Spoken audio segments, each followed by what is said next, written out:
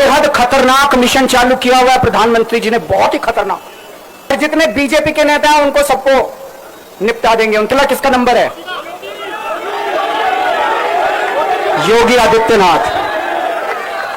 अगर उनको लगता है कि आम आदमी पार्टी आने वाले समय में बीजेपी को चैलेंज देने वाली है, आप अच्छे काम करो, आप देश को भविष्य दो। आज आपकी सरकार है केंद्र के अंदर, आप देश के लिए काम करोगे, आम आदमी पार्टी को कोई पूछेगा ही नहीं। लेकिन आप कुछ काम नहीं करो और आम आदमी पार्टी को कुचल दो, ये जनतंत्र नहीं है, ये इस देश की जनता पसंद नहीं करती है। उन्होंने आम आदमी पार्टी को कुचलने में कोई कसर नहीं छोड़ी। छोटे से लोग हैं हम लोग, छोटी सी पार्टी है। 75 साल के अंदर इस कदर किसी पार्टी को और उसके नेताओं को प्रताड़ित नहीं किया गया जिस तरह से प्रधानमंत्री मोदी जी ने आम आदमी पार्टी को प्रताड़ित करने की कोशिश की है। मेरे को इन्होंने जेल भेज दिया। प्रधानमंत्री जी कह रहे हैं मैं भ्रष्टाचार से लड़ रहा हूं। देश के सबसे बड़े चोर, उचक्के और डकैतों को उन्होंने अपनी पार्टी में शामिल कर लिया।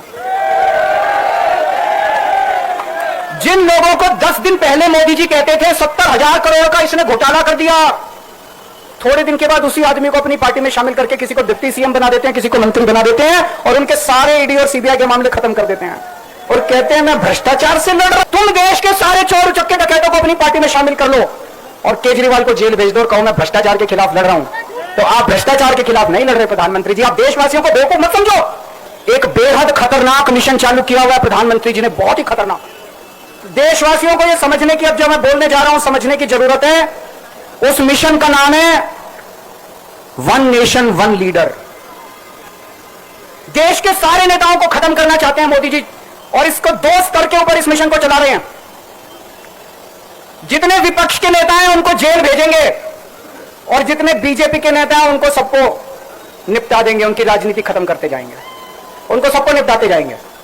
विपक्ष के अंदर आज इन्होंने मनीष सिसोदिया को जेल भेज दिया, संजय सिंह को जेल भेज दिया, सत्येंद्र जैन को जेल भेज दिया, केजरीवाल को जेल भेज दिया, हेमंत सोरेन को जेल भेज दिया, ममता दीदी के कई मंत्रियों को जेल भेज दिया, स्टैलिन के कई मंत्रियों को जेल भेज दिया, केरला के सीएम के पीछे पड़े हैं। अगर ये चुनाव जीत गए, मेरे से लिखवा लो एफिडेविट के ऊपर, थोड़े दिन के बाद ममता दीदी जेल में होंगी, तेजस्वी यादव जेल में होगा, स्टैलिन साहब जेल के अंदर होंगे, पिनरई विजयन जेल के अंदर होंगे, उद्धव ठाकरे जेल के अंदर होंगे, जितने विपक्ष के नेता ये सारे जेल के अंदर होंगे।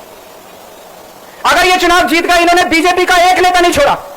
आडवाणी जी की राजनीति खत्म कर दी इन्होंने, मुरली मनोहर जोशी की राजनीति खत्म कर दी, सुमित्रा महाजन की, शिवराज सिंह चौहान जिसने मध्य प्रदेश का चुनाव जीत के दिया इन लोगों ने, शिवराज सिंह चौहान ने उसको मुख्यमंत्री नहीं बनाया, उसकी राजनीति खत्म कर दी।